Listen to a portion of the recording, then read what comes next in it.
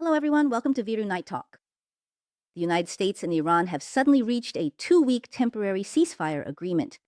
This happened just an hour and a half before the deadline of President Trump's ultimatum on Tuesday night. President Trump posted that the United States and Iran have reached a temporary 2-week ceasefire agreement and said that Iran had put forward a proposal, a negotiation framework with 10 points, and that the U.S. and Iran are about to start negotiations. However, just as he announced the ceasefire agreement, afterwards, Iran launched missiles at Israel and neighboring countries again. Israel, on the other hand, continued to strike targets in Lebanon. There is a lot of information and some conflicting information surrounding this ceasefire agreement. It seems that this ceasefire agreement is quite fragile. So, how long can the U.S.-Iran ceasefire actually last? Today, we will still focus on the situation in Iran and invite several independent media figures to discuss it. All right, let's talk about the latest developments in Iran. It can be said that the current situation is extremely chaotic. The statements from all sides are inconsistent and each party has a different version of events. Take, for example, this so-called 10-point framework from Iran.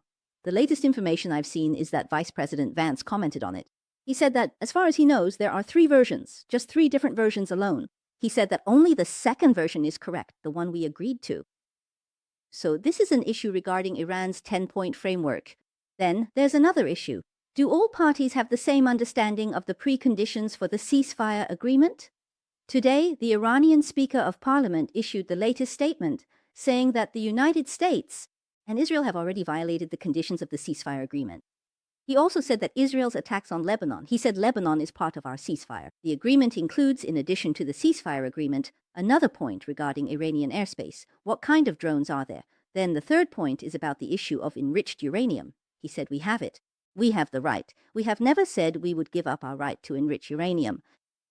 So he said that because these conditions have been violated, there is no way for the ceasefire agreement to continue now. It has already taken effect, that's what it means, so the current situation is very chaotic. So let me ask you all a question first. How long do you think this ceasefire agreement can actually last? I think, strictly speaking, there hasn't actually been a real ceasefire yet. Although Trump came out and posted, announcing that, okay, there's a ceasefire now, it's just that Trump, or rather the US and Israel, have at least indeed paused their attacks on Iranian territory. They have suspended them for now, but as you just mentioned about Israel, their strikes against Hezbollah are ongoing over there. The attacks on Hezbollah have never stopped, and this was even 4 hours after Trump announced the ceasefire yesterday. It was only then that Netanyahu came out and issued an official statement. Moreover, this official statement was only released in English, not in the Hebrew version. In other words, it was just for the United States to see, to put it bluntly, and then in this statement, although Netanyahu also expressed support for the ceasefire agreement between the US and Iran, he made it clear that when it comes to Hezbollah, actions against them are not included, not part of the ceasefire agreement. It's not included in this agreement, and moreover, his statement today, if I remember correctly, it was confirmed by Trump. Trump has now publicly admitted that indeed, this part is not included in the ceasefire agreement. It's not within the agreement, but Iran refuses to accept this. Iran insists that the premise of the ceasefire agreement we proposed is that everything must stop together, including the strikes against Lebanon, which must be included. This is, you see, the two sides already can't reach an agreement. This is the first major issue. The second major issue is the one you just mentioned about enriched oil. Because yesterday, something broke out on the Iranian side. They proposed this 10-point plan to intervene. Vance said there were 3 versions. Last night I saw, actually, there were 2 versions, because last night Iran provided an English version and a Persian version. So last night, there was a lot of media attention and interest from various observers. Some legal experts noticed that there were differences between the English version and the Persian version. In the Persian version, it explicitly stated that they wanted to retain the right to enrich uranium. But this was not included in the English version, which was intended for Trump and his side to see. So Trump was really furious. Trump even posted something about it today. He said, "Is Iran committing fraud?" He actually used the word fraud. Are you guys committing fraud? What's going on? But this does suggest that maybe Iran really is playing games here. This kind of fraud could also be because Iran itself can't resolve things internally. I think that's also a factor. Right now, you just can't figure out what's going on in Iran. At the moment, even they themselves are a bit chaotic. Anyway, that's just how things are coming out. It's not just one voice, but 2 or even multiple voices. Everyone's saying something different. So now Trump keeps emphasizing over and over that we only talk to one person, and that's Galibaf. This speaker, he seems to have a lot of confidence in him, saying this person is relatively rational. He has repeatedly praised him in a very tactful way, saying he's reasonable, logical, and very rational. He's not that extreme or crazy and so on. And then it's been finalized that on Saturday, he and Vance will go to Islamabad for talks. So it will turn into this kind of situation. But if it's Iran and they really insist on holding on to their enriched uranium, I think that's actually a prerequisite for starting this war. That's exactly what they're aiming for. If you can't even settle this, then what kind of ceasefire are you talking about? There's simply no way to even discuss it. And on top of this, today we saw Iran once again closing the Strait of Hormuz again. Their reasoning is, look, you haven't even complied with the ceasefire agreement. You're still fighting, and Lebanon is still fighting too. So why should I comply with the ceasefire agreement? That's why I'm closing the strait. The strait is closed. This is the most basic premise of your ceasefire agreement this time. Only when you agree to open the strait, Trump, will I agree to your ceasefire. That's the relationship here. So in this way, you see, as I said, in essence, even though both sides have issued official statements saying we both agree to a ceasefire, but in fact, from the moment the announcement was made until now, there hasn't been any substantive, a real ceasefire. They're still fighting. Of course, the only change is that both sides are willing to continue talks, and on Saturday they met face-to-face in Islamabad for discussions. It's no longer like before, where messages were relayed through intermediaries. This is the only slight progress. This kind of progress and change is all I've seen so far, just this little bit. There's more. There's one more thing I have to mention. Another party involved in the fighting is the UAE. It said that today the UAE attacked an Iranian oil refinery, and right after this incident happened, reporters went to ask the US military and the American side. They said, it wasn't us who did it, and it wasn't Israel either.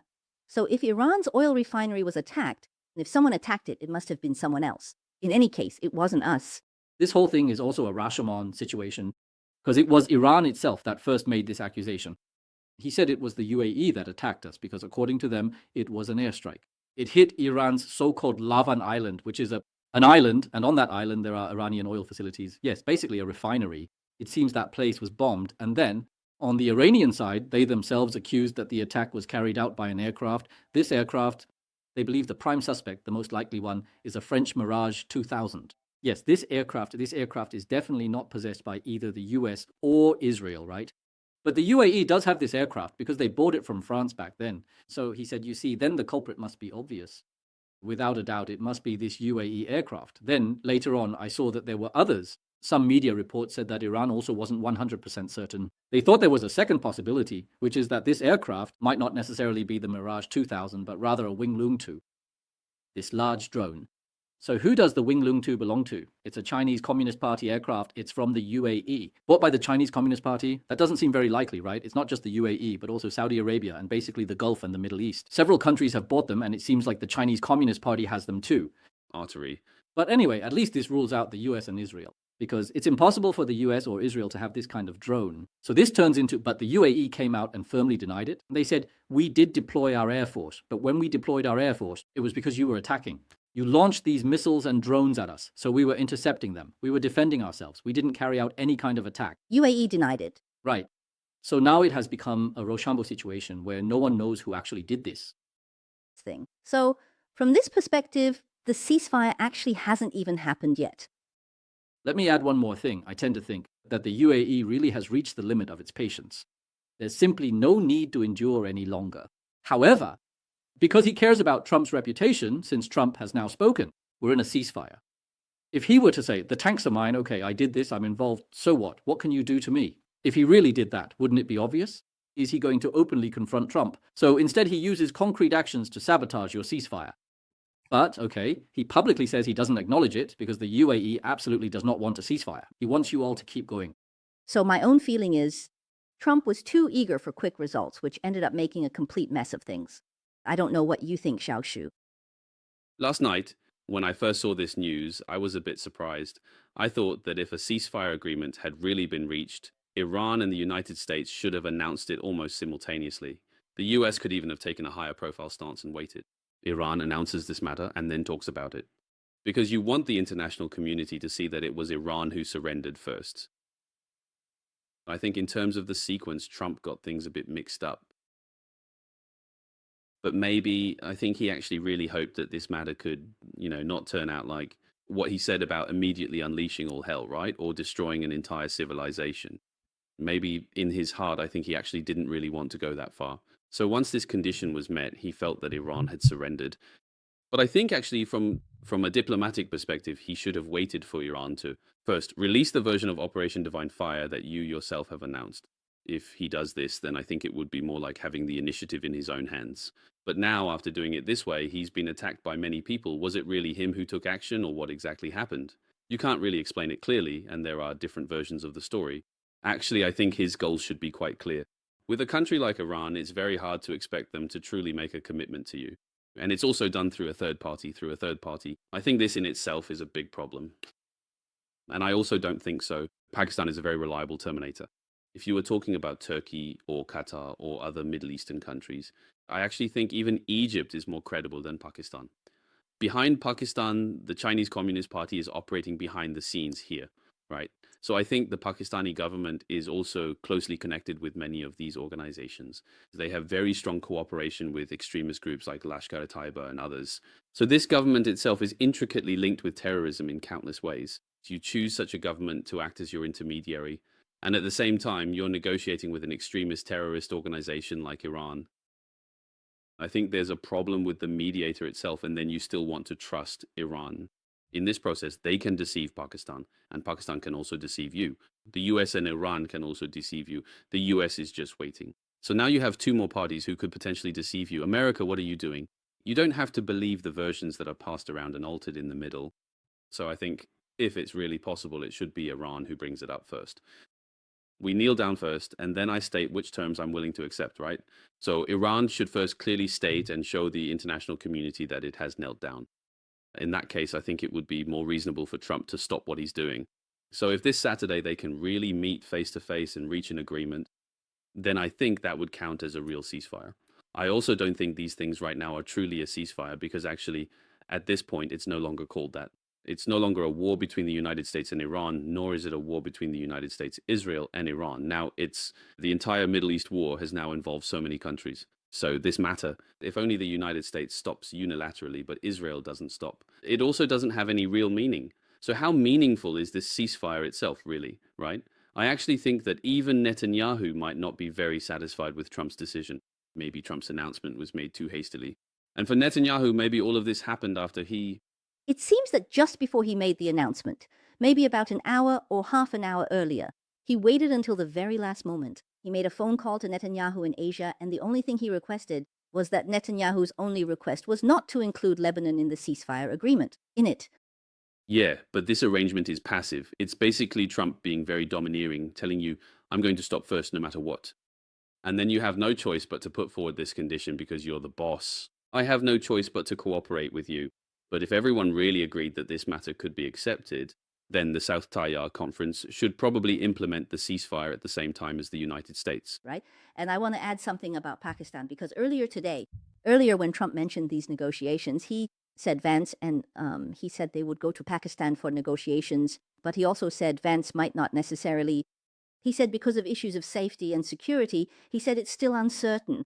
Right. But Pakistan itself isn't exactly a particularly safe place. Yeah. And then the White House spokesperson did confirm that Vance would be leading. So I do think that there really is this issue that is a country like Pakistan. It can't really be considered completely neutral, nor can it be considered completely safe as a country. Right. Yeah. So I think this process, why is it that so many Middle Eastern countries aren't getting involved in mediation? At this point, for Pakistan to step forward, there are actually some deep reasons behind it. So the United States really shouldn't trust a mediator like Pakistan, thinking that such a mediator could produce three versions. This mediator itself is simply not trustworthy at all. So this mediator should have been excluded from the data in the first place, right? Now, on the surface, you have to talk to him directly on Saturday. It seems as if this mediator played a role, but I actually think there's no need for such a mediator. All right, we can continue with this. Let's discuss further. First, let's hear David's opinion. David, why don't you share your thoughts on this ceasefire agreement? I don't feel optimistic because I just saw some news from a European data intelligence company. They said it's already been 24 hours, but not a single oil tanker has passed through. The Strait of Hormuz, I don't know if it's because they're afraid. They said today there were four ships, but they were transporting dry goods, not oil. I did see reports saying that, and I also saw that at the same time they said the Iranian Navy claimed they would open up a new pirate route, because right now they said there were mines or something like that. But anyway, regardless of the details, I feel that the information reflects that. Apart from the US and apart from Trump, who now seems very eager for a ceasefire, the other two speakers just mentioned that other countries seem to not be very proactive. And I think as for Trump, yesterday I Saw information saying that with Netanyahu over there, it was acknowledged that a ceasefire must include something like nuclear fuel, that is enriched uranium, enriched fuel. I don't know if right now it's saying that the US holds the controlling rights or what, and also including the operating rights of the Strait of Hormuz. Maybe the US and Iran are going to set up a company together or something. Anyway, there's a lot of information right now. If it really is like that, I actually find it very strange. That is to say, if Trump really does that, fine. Wouldn't that be equivalent to giving Iran an even stronger financial source? If so, if that's really the case, then I just don't quite understand why. The Trump administration, he has always believed that a ceasefire is necessary right now. Also, I actually feel that I have a bit of this kind of panic, like a sense of unrest for the world.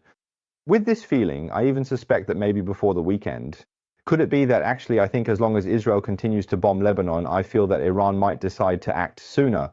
This ceasefire is already impossible because haven't they been saying all day that Lebanon, if this side is not included in the ceasefire, if it's not part of the treaty, they will not recognize this ceasefire. So I think there are actually many factors that could lead to this ceasefire being temporarily cancelled. And today I saw some Western perspectives, especially those focused on the Middle East. Some of them are quite authoritative experts. They said that what the Trump administration now considers a victory, this goalpost, they've actually been moving this goalpost all along. But I think basically they believe that eliminating Iran's navy and then taking control of Iran's air superiority as well, and then even changing Iran's regime in this kind of situation, Trump, now, if they declare victory, they think that now it's Trump who can declare victory. But of course, for the Iranian people, including, I think, if within these 2 weeks there are any people in Iran who oppose the government, it's possible they could be executed. So overall, of course, this is a negative development. But I think if Trump is really determined to do this, I think the final outcome would be extremely bad. He might even return to the kind of situation that existed during the Obama era with Iran, that kind of scenario. I think if that happens, it will be bad for him. His own political standing would also be greatly affected. So I don't think this ceasefire will really last for long. As for the Strait of Hormuz, what I saw is that indeed Trump, when interviewed, mentioned something about the US and Iran jointly managing it and so on. But later, it seems the White House spokesperson clarified that the current condition for the temporary ceasefire is that Iran must unconditionally open up the Strait of Hormuz. As for how things will be handled in the future, that's something to be dealt with later. But the problem now is that it hasn't been opened yet. And even on the first day, it wasn't opened. If it remains closed on the second, third, and fourth days, all the way until Saturday, how can you say that you've met your precondition for the ceasefire? Because of this, you'll see that now, especially in Iran, it's already all over the internet. Some of their propaganda departments have immediately come out to start building up momentum saying, look, this means that the United States has actually made a significant concession. What does that mean? It means the US has stopped its attacks. But the strait is still being blockaded by Iran. So it turns out like this. You let people say, we've achieved victory. Yes, that's exactly the issue. Because in my view, regarding the strait, this war has been fought up to this point. For Trump, there are at least two issues that are absolutely, he must cover these in order to be able to call it a victory. That is, to conclude, first, the nuclear issue. Without a doubt, this is the cause of the war. The second issue is the strait issue. Trump himself posted yesterday. He said the demand is for what he calls immediate, comprehensive, and secure opening. The strait is simply referred to as immediate comprehensive security. This is one of the three main criteria he put forward. Right now, you're still being held in his grasp. You just said it was approved. It seems there are reports saying that 4 cruise ships were allowed through, and all 4 of them paid. They paid money. This is completely different from what Trump said about totally free and unconditional opening. That standard is worlds apart. In this kind of situation, you go and proceed. You negotiate with him about this, which is the ceasefire, the agreement itself. I think actually you could say that the US has already made a huge concession. Indeed, that's the case. So, when you see Iranian public opinion immediately start to hype it up, saying, look, American imperialism is tucking its tail and starting to run away, or something like that, that's basically what they're saying. It's not entirely made up. At least I think it reflects something real. Trump kind of exposed himself. He really is a bit too eager for quick results. That's Trump for you. Yesterday, even though his words were extremely harsh, saying that Iranian civilization would be wiped out, if you still don't do this, then at 8 o'clock, I'll draw a red line. Is he really going to do this or that? Actually, I think Trump is not really willing to go that far. Because honestly, if you were to completely target all of these infrastructures with this kind of bombing and strikes, especially if all the power plants are cut off and transportation is also cut off, it really could cause Iran it would bring about a relatively large humanitarian disaster. Because it would cause problems for the lives of many people. No. No electricity, no water. Right, once you lose electricity, you lose water too. Then there would be problems in all aspects, including medicine. And international public opinion would all come down on them, especially since there are many people who oppose Trump waging war. So in this situation, it could really put Trump in an even more passive position. So unless absolutely necessary, he really doesn't want to take that step. So it's like Pakistan is quickly giving him the first step down. He immediately became very anxious to step down. But this weakness has also been seized upon by Iran. I've also never really understood it. Why does Trump keep targeting things like power plants? Because no matter what, these are dual-use facilities, even if they're not entirely civilian. But these dual-use military and civilian facilities, why is it that, for example, on Kak Island and those islands in the Strait of Hormuz, his troops have already been deployed? But in the end, he still didn't launch a ground offensive like that. Xiaoshu, what do you think? I think, actually, including yesterday, I mentioned that my view is that to some extent Trump might also be to distract Iran's attention. So part of his efforts are focused on attacking existing power plants or their energy facilities and so on. This would force the Iranian government to make so-called appeals to get so many Iranian people to form human shields, human chains, and so on, right? So the support from the Iranian authorities and military might be concentrated on these energy facilities. But I think in reality, Trump should focus his efforts on taking control of all the islands and corresponding positions on the coast near the Strait of Hormuz to seize these Iranian strongholds. That way, at least from a military perspective, you achieve an initial objective. The objective, as I mentioned earlier, involves two goals. I think the first goal should be to stabilize the entire Strait of Hormuz. That is to say, you shouldn't trust Iran to keep the strait open. It should be under your control. Once you have control, you can ensure the strait remains open. Then you can see whether Iran would really have to surrender at that point, because if Iran loses its leverage of using the strait as a threat, then actually you would have even more bargaining chips in negotiations. So I think that in this situation, it might be possible, if this is Trump's strategy, I would think go ahead and say, I'm going to destroy your civilization. It doesn't matter. Because it's actually a distraction, a way to divert the enemy.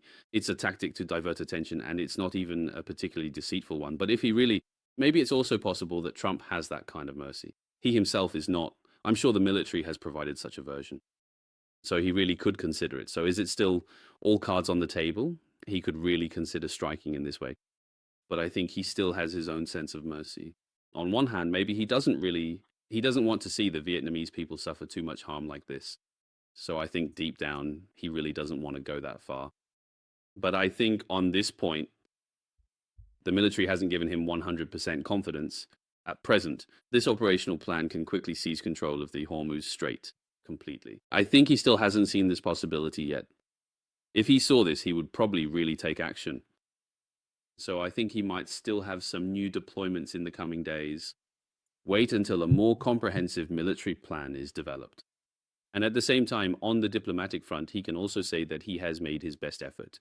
I've already tried to negotiate with you, but in the end, you still won't budge. Then should I strike, or should I launch a full-scale attack, or further escalate military action? So I think he might feel that morally, he won't be burdened with more responsibility in the future. It's possible, but I think the current situation is even more complicated because it's not just, as you said, it's not just the US, Israel, and Iran. Every country in the Middle East is involved. The UAE has already said that any agreement you want to reach with Iran, a ceasefire like this, you have to make sure that in the future there is no threat to Middle Eastern countries, to us. Can you guarantee that? Or for any agreement you reach, you need the UAE and Saudi Arabia to agree as well. Saudi Arabia too. They actually want the fighting to continue. Right? That's the problem. So how do you stop it? I think Trump's biggest problem is that he already, because due to certain political pressures, he came out himself. He publicly announced that at most in 2 to 3 weeks he would end it or whatever. He made a very high-profile statement. But after making that announcement, you've actually, in effect, left yourself with much less room to maneuver. This is just like what Xiaoxu mentioned earlier. If you want to fight a ground war, once it starts, it will last at least a month. You can't be sure that it can be settled or ended within 2 to 3 weeks. I think this is why Trump has been so slow to act. Even though everything has already been deployed, he still hasn't made a move. This ground war is the biggest reason for that. It's because he himself has set a time limit for this. It's not like an airstrike. An airstrike, if I bomb, I can stop at any time anyway. I just stop bombing. But a ground war, once it starts, that's real close combat. You can't just say, I'll fight you halfway and then pull back. If you do that, it turns into a kind of military defeat. So this is a huge problem for him. So I think the biggest problem Trump is facing right now is that since there's no way to use military means to completely resolve this in a very short time, to settle it once and for all, he's left with only one option regarding this strait, which is to resolve it through diplomatic means. As things develop like this, he becomes a bit impatient for quick results. Okay, so he quickly tries to negotiate with you in this way, and so on. Of course, whether or not the negotiations will ultimately succeed, and whether Iran can fully take advantage of this, you could say, is also up to Trump. I think this is probably one of his shortcomings. If Iran can see this, okay, then they can use it to bargain with him. We'll have to see what kind of deal they can ultimately reach. So right now, there are still a lot of unknowns. But I think Trump also has the problem is that he really doesn't have that much time. But if you want to wrap things up before the end of April, I think a lot of it is still acceptable. But if you use the time that could have been spent occupying or building a power plant, and instead use it to negotiate peace with Iran, then you're just giving Iran a free gift. 2 weeks, twice. Yeah, I think in reality it just dragged things out. And even if there is a 2-week ceasefire, even if, let's say, just for argument's sake, really, Iran has already agreed to open the strait and sit down to negotiate with you. Suppose Saturday really turns out like this. Would you really dare to withdraw your troops? Or would you still not dare to pull out? And after another 2 weeks, if they come back and mess with you again, what will you do? Are you going to redeploy the troops you just pulled back? You simply can't withstand this kind of back and forth. So actually, yesterday, I already felt that negotiating with Iran, well, is it even possible? In the end, can you really reach a suitable agreement with a government like this? It rose to power through deceit, and it has always operated in such an evil way. It looks down on so many other evil forces, right? It's the source of chaos in the Middle East. If you don't resolve it, if you don't truly achieve real regime change, that is a complete replacement of the entire regime. There's no way you can deal with such a group. It's impossible to reach a genuine and substantive peace agreement with them. You will definitely be deceived. So that's always been my view, and now it seems that this is still the case. Agreement, I think it's just an empty framework. I don't think there's much substance to it. And Iran, it's also clear that Iran itself internally may also, right now, it doesn't even have a unified or coordinated mechanism. Isn't that right? It seems like it could overturn things at any time, right? or go against this faction, because the IRGC itself also controls different, for example, it's divided into 31 districts, right? Isn't it decentralized? So each place can operate independently. So how much influence does the speaker above really have, right? It can also harm other neighboring countries and could even attack Israel. So can you really control it? Even Iran itself can't control its own revolutionary guard. Then what real significance does it have for outsiders to negotiate an agreement? So I think from this perspective, I feel that now if you just want to single-mindedly push for a peace agreement, actually from a strategic point of view, it's a very passive thing to do. It's not that it's wrong, but I just think it's a very passive move. Because this evil regime in Iran, he doesn't care about ordinary people, nor does he care about the people of neighboring countries.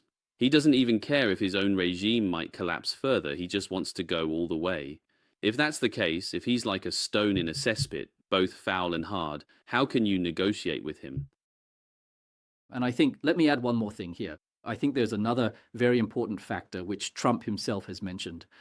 In an interview with Agence France Presse, he himself said that at this critical moment, the Chinese Communist Party exerted influence and put pressure on Iran. And only then did Iran agree, because previously Iran had always refused. As for the temporary ceasefire, previously he had always insisted, saying, "We will not agree to a temporary ceasefire. If we stop, it must be a complete and permanent end to this war." But then, why did he suddenly accept it now? Is it because the Chinese Communist Party put pressure on him? Think about it. Why would the CCP want to pressure him from behind the scenes? They're telling him, hurry up and agree to a ceasefire, even if it means admitting defeat in private. What for? First, secure this ceasefire. Don't let Trump go and bomb them. As for your infrastructure, I think the CCP has a major objective here. They want to use this method to first secure the Iranian regime. Keep it safe for now, just make sure you hold on to it, even if it's just for the next season. Don't let your regime completely collapse. Don't let it be totally destroyed. Once you've secured it, then you can slowly play the game. Fight a bit, stop and fight, back and forth. Anyway, the idea is just to drag it out with you, to wear you down. The US keeps you bogged down there, keeps you stuck, and I think this is probably the CCP's biggest goal. Another point, I think, is that the CCP itself, in the whole process, in all of Iran, it controls at least 80% to 90% of Iran's total oil exports. So, of course, it absolutely has to find ways to protect these essential energy facilities, the output from the oil fields, right? If the US military destroys everything, the CCP wouldn't even have time to rebuild. So the Chinese Communist Party's economy simply can't withstand an even greater shock like this. So I think when the CCP says it's putting pressure on Iran, maybe it's actually the CCP giving Iran this kind of advice, basically telling them on the surface, you need to say, we want to negotiate, we want to surrender. But in reality, you just try every possible way to stall, try every possible tactic, stir up the situation and create chaos, and then further enable your own forces to go on and attack other neighboring countries. Anyway, just keep stirring things up and tie the US down. In this kind of situation, at the very least, the CCP still needs Iran's permission. Its oil tankers can still pass through, and it can still maintain part of its supply. At the very least, it ensures that this facility is still there. You see, looking at the CCP, it's obvious they're playing both sides, applying pressure here. Iran says, hurry up and start cooperating and negotiating. On the other hand, aren't they also supplying a lot of military support to Iran? Isn't that financial support from above? So why did Trump come out today? He basically said, anyone who dares to support Iran with weapons, I'll sanction you, I'll punish you. A 50% tariff, it's obvious that the target is the Chinese Communist Party because Russia itself hardly has any tariffs or trade with the United States anymore. It's almost down to zero. Imposing a 50% tariff on Russia basically has no effect at all. It's obvious that this is aimed directly at the Chinese Communist Party. So, in my view, the Chinese Communist Party is now playing a double game. On one hand, they provide you with some military support to help you hold out. On the other hand, they want you to soften your stance a bit, not to be overly tough, right? Drag things out with them, negotiate slowly, fight while talking, talk while fighting, just keep dragging it out. It could go on for several months, slowly wearing them down. So I think this is Trump. I feel like he might not have even seen things clearly. Behind the scenes, I think Trump's so-called 5% tariff threat is useless. It doesn't really work. David, let's hear your thoughts. What do you think about the CCP's role? Let me start by saying I wonder if Trump is holding back a big move. I keep saying he isn't because I think if Trump, because I feel like his access to information is of course much greater than ours. So actually I feel like sometimes actually regarding what the CCP said yesterday, I think it was the New York Times that reported it. The New York Times was probably the first to report it. They said a phone call from the CCP somehow changed Iran's mind. Well, I actually find that really strange. That is to say, if the CCP knows it is facing crisis after crisis, especially when it comes to energy, I wonder why it has to be them. As for that last phone call, I think Iran must have known any offer from Trump, any condition would be directly tied to the survival of their regime. So was that phone call yesterday actually from the CCP? Was it them saying, we won't help you anymore? You'd better look out for yourself. So is it that Iran is now saying they're willing to negotiate with the United States, or is it that the CCP is saying, I'll help you in the future, but first you need to reach an agreement with the US, just like the two of you analyzed earlier? So I think at this point, personally, I still believe this is an unknown variable. I just feel that Trump probably knows more than we do. Suppose the reason for this temporary ceasefire is that they want to use this opportunity to test the internal disintegration of Iran's regime. If it turns out to be really significant, I think that's also possible, at least for now. In these 2 weeks, I think the restructuring of Iran's regime will be quite apparent. So regarding what you just mentioned about whether the fighting can be finished by the end of April, honestly, I actually think that the deadline Trump set for himself, that deadline is at the end of April. I think it can still change. I even feel that right now, Trump is capable of changing his stance just an hour or an hour and a half in advance. After spending an entire day orchestrating such a major situation, he could still change his mind within an hour and a half at the very end. That's what I think. With Xi Jinping or with the Chinese Communist Party, I think he could also change the timing. I feel that now the timing is no longer just about what Trump wants to say or do. Honestly, I have no confidence in this anymore. I don't think that it will be over by the end of April. I now think that It's not going to be the end of April anymore. Do you really think that face-to-face negotiations between both sides will happen this weekend on Saturday? Definitely not, because as I just said, any treaty is like grabbing the regime by the throat. If you want them to, as for these nuclear weapons, if he didn't have nuclear weapons, I personally think that this regime, actually, whether it's the Strait of Hormuz or his Revolutionary Guard, I think that no matter which point it is, if Trump really talks to him and says, you must give it up, and he asks him to give it up at the same time, there are probably 4 or 5 very important points, and if he really does this, I think it would basically mean his regime would collapse. I don't think he will do it. In order to maintain his power, I don't think he would ever agree to it. So that's why I think this is completely useless. So I think that this Saturday's talks will definitely happen. I guess it's just for show, really. Yeah. And I think Trump has posted several tweets in a row. Just looking at them, I feel like the timeline is all messed up. In one of his tweets, he specifically said he wanted to work together with Iran to extract this enriched oil. What's going on with this? The impression it gives me is his tweet seems to be talking about a new regime. He thinks this is a regime that's different from the past. But right now, everyone thinks there's actually no difference from before. And now, well, one is that the Revolutionary Guard is in power, and the other is that the new Supreme Leader, Khamenei, is reportedly still giving orders. I don't know what you all think about this. You said he was talking to his own son. It was he who pushed for it, insisting that an agreement must be reached, and so on. Of course, this was reported by the American media. I don't know if this is true or not. Yeah, I think the information from the media on this is just too chaotic right now because there are also claims that he has been in a long-term coma. He couldn't possibly be the one taking the lead right now. Israel reportedly says he is comatose. Yes. Yeah, exactly. So I think it's just the American media. It's already very messy in itself because there are also some that are pro-Iran. Yes, yes. That's why the Trump administration specifically said this needs to be addressed. They wanted to prosecute those who leaked information to the media and CNN. So from this perspective, I think at the moment, if you want to say that Iran has already changed, that the regime has changed, I think that's still an exaggerated statement. I believe Iran itself is still internally divided. Even Donald Trump himself explicitly stated that he truly wanted to sit down and negotiate directly with the Speaker of the House. Actually, I think it's still a strategy. It's still about putting pressure on Iran internally. They hope this can really lead to greater division, at least on the surface. Basically, I support them, but since you disagree, so divide this among yourselves. As for whether they get US support, Trump can replace them at any time. how is that even possible? It's like the Chinese Communist Party saying that political power grows out of the barrel of a gun. When he doesn't have any military force, how could he possibly become a force to counter the Revolutionary Guard? However, this person has been in Iranian politics for quite a long time, or at least within his church. He also has influence in Green, Wider also has his own strength. Yeah, I think it's because this person himself has served as a commander. So overall, I think it's possible that he could cause a split, so Trump's maximum pressure. I think to a large extent, he really hopes to achieve a regime change. Change means internal collapse, and then later the common people rise up. So he would think that this is the most ideal and peaceful situation.